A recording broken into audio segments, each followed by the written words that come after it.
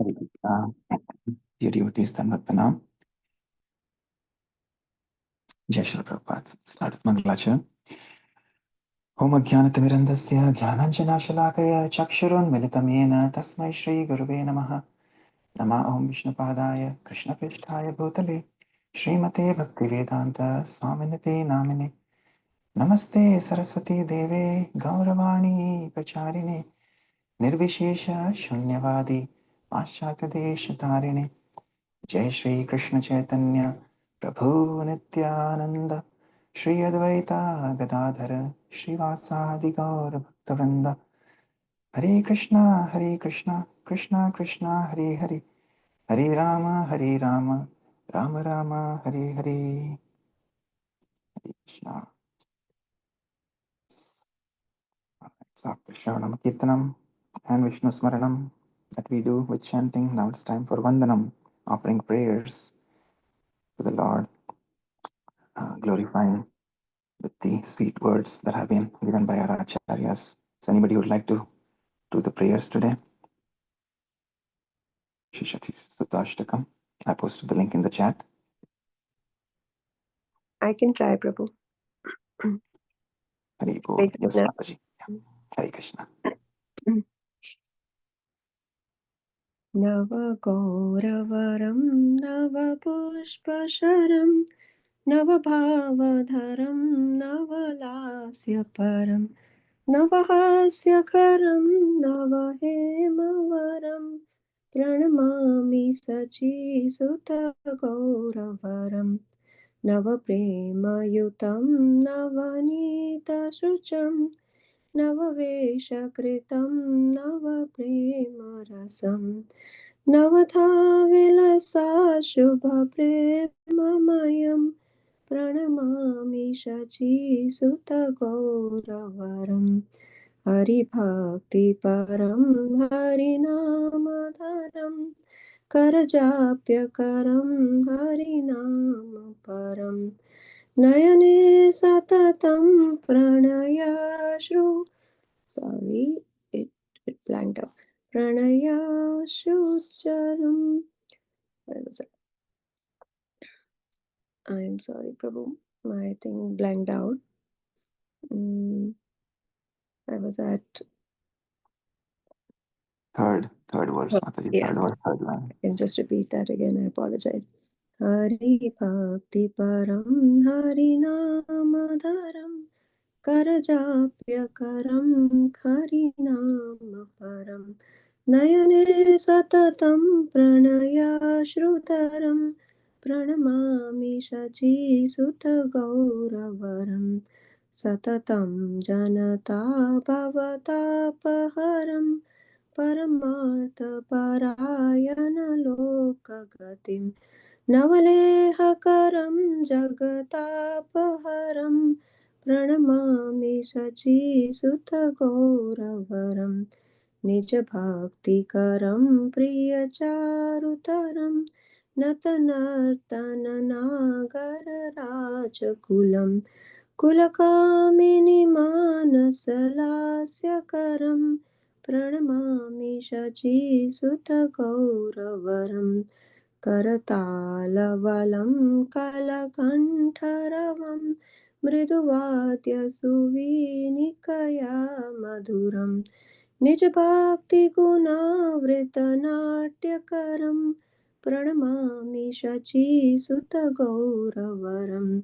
युगधर्मयुतं पुनर्नन्दसुतं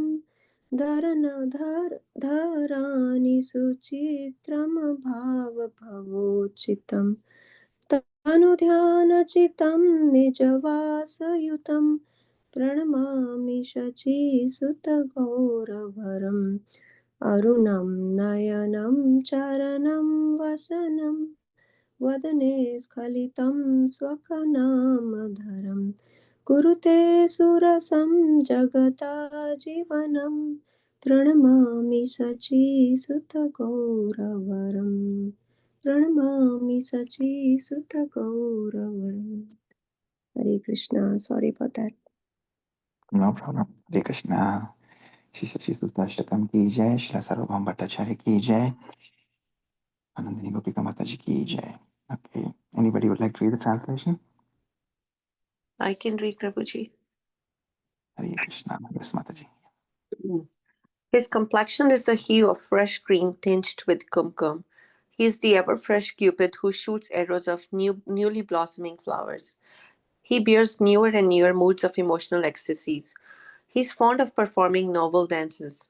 He makes ever new jokes that causes much laughter. His brilliant luster is like freshly cast gold. I bow down to Gora, the beautiful son of Mother Sachi. He is endowed with ever fresh love of Godhead. His radiant luster is like the color of fresh butter. His fresh attire is arranged in ever new fashions. He relishes ever new mellows of love for Krishna. He shines in ninefold ways while executing the ninefold processes of devotion. He is permeated with the most auspicious loving nature. I bow down to Gora, the beautiful son of Mother Sachi. He is absorbed in devotion to Sri Hari. He maintains the chanting of the names of Hari. While chanting, he counts the holy names on the fingers of his hands. He is addicted to the name of Hari. He always has tears of love welling in his eyes. I bow down to Gora, the beautiful son of Mother Sachi. He is always removing the suffering of material existence for mankind. He is the goal of life for persons who are addicted to their supreme interest. He inspires men to become like honeybees, eager for the honey of Krishna Prema. He removes the burning fever of the material world. I bow down to Gora, the beautiful son of Mother Sachi. He motivates pure devotion unto himself. He is the most attractive to his beloved servitors. By his dramatic dancing, he exhibits the characteristics of the king of paramours. He causes the minds of beautiful young village women to dance. I bow down to Gora, the beautiful son of Mother Sachi. He plays kartalas as his throws amidst sweet melodious sounds and the vibrant notes of the kartals softly played. He thus inspires the devotees to perform dramatic dancing that is infused with aspects of his own devotional service. I bow down to Gora, the beautiful son of Mother Sachi. He is accompanied by practice for the age of Kali. He is the son of Nanda Maharaj come again. He is the extraordinarily brilliant ornament of the earth. His preaching mood is suitably adapted to the cycle of birth and death. His consciousness is fixed in meditation on his own form of Krishna. He is always accompanied by his transcendental abode. I bow down to Gora, the beautiful son of Mother Sachi. His eyes, the soles of his feet, and his clothing are reddish like the color that heralds the rising sun.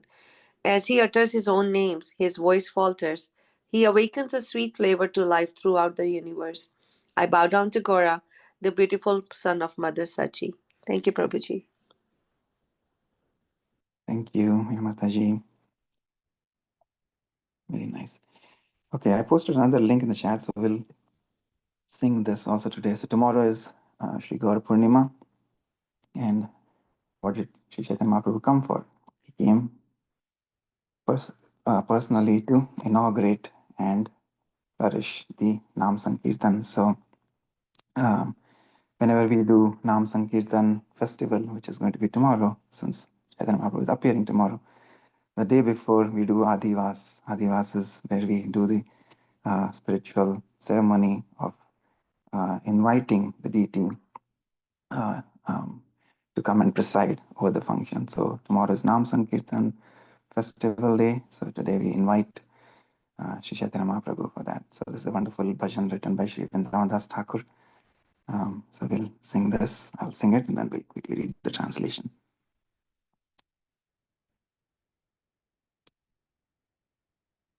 Nana Dravya Ayojana Kari Kari Nimantrana Kripa Kari Karo Agaman Kripa Kari Karo Agaman Tomara Vaishnava Gana Morai Nivedana Drishti Kari Karo Samapan Drishti Kari Karo Samapan Kariyato Nivedana Anila Mohanta Gana Kariyato Nivedana ಅನಿಲ ಮೋಹಂತ ಗಣ ಕೀರ್ತನೀರ ಕರೆ ಆದಿವಾಸ್ ಕೀರ್ತನೀರ ಕರೆ ಆದಿವಾಸ್ अनेक भाग्येर फले वैष्णव आसिया मिले काली हावे महो सब विलास काली हावे महो सब विलास श्री कृष्णेरा लीला गण करी बिना आस्वादन पूरी बेसबरा अभिलाष पूरी बेसबरा अभिलाष श्री कृष्ण चैतन्य चंद्र सकल भक्त वृंदा श्री कृष्ण चैतन्य चंद्र सकल भक्त वृंदा गुण गाय वृंदावन दास गुण गाय वृंदावन दास हरे कृष्णा कृष्णा कृष्णा हरे हरे हरे राम रामो रामो हरे हरे श्री वृंदावन दास ठाकुर की जय श्री नाम संकीर्तन आदिवास की जय Okay, I'll read the translation as well. Upon collecting and arranging all kinds of articles and inviting everyone to mercifully come and attend the program, you are all Vaishnava devotees of the Lord, and therefore I humbly pray to you to please complete this ceremony by your merciful glance. Thus, humbly praying and receiving all the great Mahanta, stalwart devotees of the Lord, to join the Adivas inaugural ceremony of the congregational chanting of the holy names of the Lord. Only by immense good fortune one gets the association of such an assembly of Vaishnava, and therefore tomorrow we will have a great festival, where you all will relish the sweet pastimes of Sri Krishna, and all your desires will be fulfilled. In this way, Vrindavan Das humbly glorifies the moon-like Lord Sri Krishna Chaitanya Mahaprabhu and all of his devotees. Hare Krishna. Wonderful. I just love this bhajan when we attended the Kirtan 50 in Dallas this New Year's Eve. This was something that really touched my heart. This is the perfect day to glorify Nam Sankirtan since Chaitanya Mahaprabhu's appearance tomorrow. Okay, so with that, we'll continue reading from Srila Prabhupada Leelamrit. And I posted the link in the chat. Anybody who would like to read today?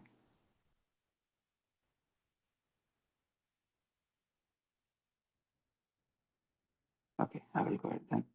So we are continuing from our journey with Srila Prabhupada. He, after having residing in the Vamshi Gopalji temple in Vrindavan, he was invited by Acharya Prabhakar, Srila Prabhupada's first disciple, back to Bombay, where he was a Sanskrit professor in Bharati Vidya Bhavan. Prabhupada goes there, and then he even visits Kurukshetra, where Srimad Bhagavad Gita was spoken. But he saw that everybody was talking their own philosophy out of Bhagavad Gita, including the President of India at that time, the governor who invited Srila Prabhupada. So we'll continue with that. So Prabhupada finally returns back to Vrindavan from Kurukshetra. Acharya Prabhakar soon joined Abhay.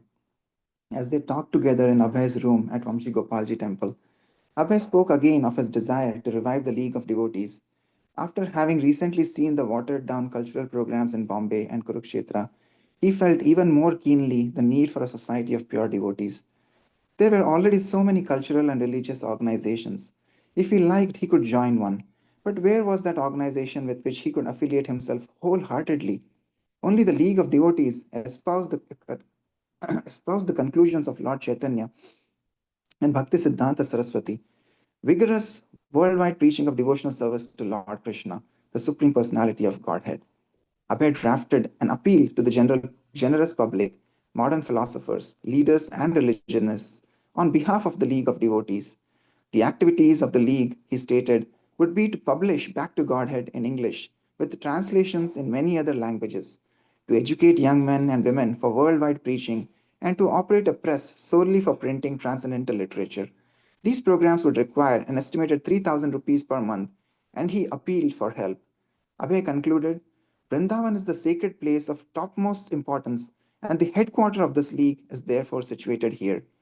Using the impressive new titles Honorary Professor of Gita, Bharatiya Vidya Bhavan, and Honorary Secretary of Hari Bhavan, Abhay, with the assistance of Acharya Prabhakar, launched another attempt at rallying support for Back to Godhead and the League of Devotees. Within a few days, Acharya Prabhakar returned to his post in Bombay, and Abhay was again alone in Vrindavan. He loved Vrindavan, yet, with no means to publish and preach, he was not content there. If he were to travel, he might be able to enlist members for the league. He thought of Kanpur, which was nearby, a city of more than 100 big factories and many wealthy industrialists, some of whom he had met during his business travels. He decided to go. After printing some League of Devotee membership forms, he explained to Mahant Gopal that he would be away for a couple of months. The Mahant was surprised. All the most elderly sadhus who came to Vrindavan stayed put, and some even took vows never to leave. This quiet Babu was coming and going constantly. Abhay preached actively in Kanpur, staying in various homes and canvassing for league members. As the guest of the Anandeshwar Satsang Mandal, he lectured regularly at the popular Paramath bathing ghat on the Ganges. He especially made acquaintances among industrialists and educators, often sitting and conversing with them for hours, and many were impressed by his dedication and his soft spoken talks. But his collections were small. When he offered the wealthy magnates his constitutional membership, they usually opted in favor of the 2 rupees a year subscriber membership. He collected a few letters of appreciation, but after 2 months he left. After some months in Vrindavan, Abhay decided to go back to Bombay and preach. In Bombay, he quickly broke off his association with the stifling Bharati Vidya Bhavan and moved out of the faculty residence there. Staying a week at a time in the homes of various patrons, he decided to generate interest in his missionary activities. When a friend of Acharya Prabhakar's arranged for Abhay to address Sunday evening crowds at a Bombay beach, Abhay accepted. Following already established custom, he sat on a cushion, and the people gathered, from 500 to 1,000, sitting and listening as he loudly spoke the philosophy of Bhagavad Gita. Abhay spoke for several nights, and there were other lecture opportunities also. One week, he spoke several times at a Bombay Vishnu temple. But Abhay wanted to do more than deliver occasional lectures to uncommitted audiences. The conviction was growing within him that he would preach outside India. The idea, of course, had been there for some time. He had expressed it in his prospectus for the League of Devotees, before gatherings at the Radha Memorial in Jhansi, during his meeting at the Birla Mandir in Delhi, and on many other occasions. Informally, he had expressed it hundreds of times to acquaintances, and he had woven his dream throughout his writings. He was ready to travel anywhere if he could fulfill Srila Bhakti Siddhanta Saraswati's order to preach in English. In India, the English speaking population was small, so Abhay continued to dream of going to the West. If he could travel to Bombay, Delhi, and Kanpur, why not to London or New York, where millions spoke English and had never heard the message of Lord Chaitanya? Writing to Mr. Ved Prakash, a Kanpur industrialist, Abhay explained his idea. Lord Chaitanya said, Praninam Upakaraya, that is to say, for the benefit of all living being concerned, while rendering first aid service in the battlefield, the Red Cross men, although equally disposed of all the wounded soldiers, they give first preference to the hopeful ones. The hopeless ones are sometimes neglected. In India, even after the attainment of Swaraj, the mentality is predominant by made in London ideas. It is a long story. But in a nutshell, the leaders of India, in the name of secular government, they have engaged themselves in everything foreign. They have carefully set aside the treasure house of India's spiritual asset, and they are imitating the Western material way of life, constantly engaged in the acts of error of judgment. misgivings, imperfectness, and duplicity. India's Vedic knowledge is above all the conditional defects mentioned above, but we Indians at the present moment have neglected such wonderful Vedic knowledge. It is due to its improper handling. This Vedanta Sutra is presented in India by unauthorized persons of different camps, and as such, the people are being misguided. Newly sprung up national enthusiasm of the Indian leaders, industrialists, and plan makers have no time nor the desire to understand the message of Vedanta Sutra or even the Bhagavad Gita. You cannot do acts of humanity without proper guidance. So, my idea of preaching in the foreign countries means that they are rather fed up with material advancement of knowledge. They are seeking the message guidance of the Vedanta Sutra or, for the matter, of Bhagavad Gita in an authentic way. And if I'm sure India will again go back to the spiritual life when the principle is accepted by the Europeans, Americans, etc., because the Indian people are now in the habit of begging after neglecting their own property. That was my viewpoint. But all the same, we must take only the opportunity of service. One way of expanding his way of preaching was to mail copies of Back to God outside India. And as an incentive for enlisting donors, he made it known that the donor's name would be printed on each copy. His ambition was to bring in large donations, run large printings, and send Back to Godhead to more than 50 countries. He assigned quotas. America would receive 10,000 copies, Argentina 500, Belgium 500, Brazil 500, Burma 1,000, Canada 5,000, Chile 500, China 10,000, and so on, including 10,000 for Russia and 10,000 for England. But the donors and donations never appeared, and the plans for Back to Godhead were never realized. Abhay found that while the people of India's educated, cultured class were rejecting their own spiritual culture, the religiously inclined masses were being baffled by an array of conflicting, unauthorized doctrines presented in the names of Hinduism. An alarming example of this came to his attention as he was preaching in Bombay during the summer of 1958. Bhagavad Week was being publicized by a group whose teachings conflicted with the pure Parampara presentation of the Bhagavad. The Bhagavad, Srimad Bhagavatam, was the devotional scripture par excellence, the literary incarnation of Krishna. Yet the organizers of Bhagavad Week were using Srimad Bhagavatam to teach impersonalism and minimize Lord Krishna. Through friends, Abhay learned of the outrageous meetings, and finally, on July 28, 1958, he wrote to the Bhagavad Week leader, Sri Ratanshi, imploring him to stay away from Srimad Bhagavatam. So we'll pause here and then let's see what Sri Prabhupada has to say tomorrow. Any thoughts or reflections from today's reading?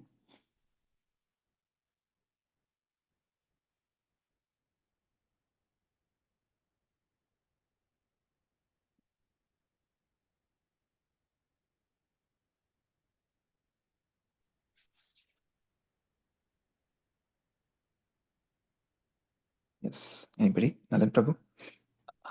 Yeah, actually, that is the correct thing. Like the last section, as you mentioned, right, Prabhuji? Like in Western world, basically more we are into the material senses, name, fame, gratification, and due to the secular world, everyone is more inclined to that side rather than our Vedic knowledge. So, like the best example is all we came from India and here converted into that kind of vibes of material knowledge, senses gratification, infrastructure, everything. But we become away from our base or Vedic knowledge, like what God has said. So that's where it's good that Krishna pulled us back, saying that what is our super goal of this human birth. And Srila Prabhupada's blessings also there with us. That's where we got association in this ISKCON. That's what I thought today. Hare Krishna. Hare Krishna. Yes, Prabhu. Yeah, because everybody was just imitating the West that time. And this was a very kind of a brilliant idea, actually, that Moshe Prabhupada did that time. That he came to the West, he preached here, and then people immediately started coming. Of course, it took some time. First year, he was still struggling. But once the movement kicked on with few sincere devotees, then hordes of devotees came from everywhere. And when all the centers were being established, from New York to San Francisco to in Canada, and finally when Srila Prabhupada went back with his disciples to India after a few years, people were just like shocked and surprised in India, right? That we, being Indians, have forgotten who Krishna is. And look at these people, they're coming in dhoti, kurta, sari, they're chanting the holy names on the streets. And that was like a brilliant, master stroke by Srila Prabhupada. So when he went there, and then everybody again Indians started realizing that ये हमारी धरोहर हम खुद ही भूल गए, लेकिन ये हमको बाहर से आके बता रहे हैं, right? And then everybody got inspired to take up the process of Krishna consciousness. So,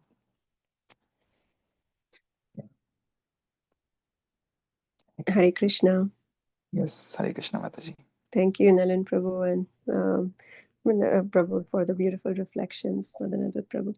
I also wanted to just mention about Dancing White Elephants by Srila Giriraj Swami Maharaj. It's a wonderful sort of description in more details about how this movement spread back to India when coming back to India, and how it was from the perspective of the devotees, how they spread the movement here. So wonderful read. Their reception in Surat, Gorakhpur, many other places, and just the period of sort of that golden period when Prabhupada was highlighted everywhere in India, very well received everywhere.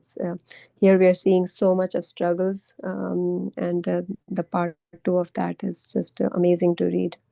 So just wanted to mention that. Yes, thank you for sharing that, Mataji. Yes, yeah, because even the lives of those devotees, you can just think of, like we cannot actually even think of. But yeah, when we read those books, the dancing white elephant, and the dancing, even the chasing the rhinos by Shyam Sundar Prabhu, all the struggles that these Western disciples of Srila Prabhupada went through, right? Like you can imagine the India of 1970s, with hardly any basic comfort, right? And they were living in thatched homes, small rooms. There were rats there. They didn't even have place to properly bathe, with cold water sometimes in the morning at 4 a.m., right? So imagine all the struggles that these disciples of Srila Prabhupada also went through. Like they were coming from aristocratic families. Giriraj Maharaj, if I'm not mistaken, I think his father was an attorney, right, Mataji? And Yes, Prabhu. yeah, so he was a millionaire, right, coming from such a background, and being in India, serving Srila Prabhupada, like they're just imbibing that mood, because in purity goes by itself, right? We say purity is the force. So just like Srila Prabhupada, he will only look at the good qualities in others. Like when all these people came to Srila Prabhupada, some of them were hippies, drunkards, right? But that is the quality of a Vaishnava. Vaishnava, like they say, they live on madhukari, like bees, right? The bees, they will go to the flowers. The flowers and the plants will have thorns also, but the bees will still go. They will not look at the thorns, right? They will look at the nectar. So that's what a pure devotee is, and that's the quality of a pure devotee. So Srila Prabhupada, when all these disciples came to him, he was looking at their good qualities. He was magnifying their good qualities, and that is how he inspired all these devotees to become Vaishnavas. And we see that they were attracted by the purity of Srila Prabhupada, and they stuck with him, and they were able to take any steps, any hardships, all troubles, just for his sake. So it is, yeah, like Mataji was saying, it is just so wonderful to read all the struggles of not just Srila Prabhupada that we are reading right now, Prabhupada Lilamrit, but also his immediate disciples, and how much struggles they underwent when they traveled with Srila Prabhupada all over the world. So, yeah. And yeah, we are just doing our own little step, right? Srila Prabhupada told us to chant. So this is also an austerity, waking up in the morning, chanting the holy names. And by doing this, hopefully someday we'll be able to please our Gurudev, our Acharya, Srila Prabhupada, and Lord Shri Chaitanya Mahaprabhu, the most merciful incarnation of the Lord, and with with him appearing tomorrow, and today we're singing the Adivas. So hopefully tomorrow we'll all have a wonderful festival at our center. I look forward to meeting you all tomorrow for the Abhishek and the wonderful Gaur Purnima celebrations. So morning tomorrow, no class, Prabhuji? No, morning we'll have the We'll reading have, session. right? Okay. Evening we'll have the program at the center. Sure. Okay. Hare Krishna. Hare Krishna. Hare Okay. Krishna. We'll conclude with Vaishnava prayers. Vanchakalpatarubhyascha kripa sindhubhya eva cha patitanam pavanebhyo Vaishnavebhyo namo namaha. Anantakoti Vaishnavrinda ki jai. Jai. Prabhupada ki jai. Nitai Gaur. Hari Hari Bol. Hari Bol. Thank you, Prabhuji. Have a great day, everyone. Hare Krishna. Hare Krishna. Krishna.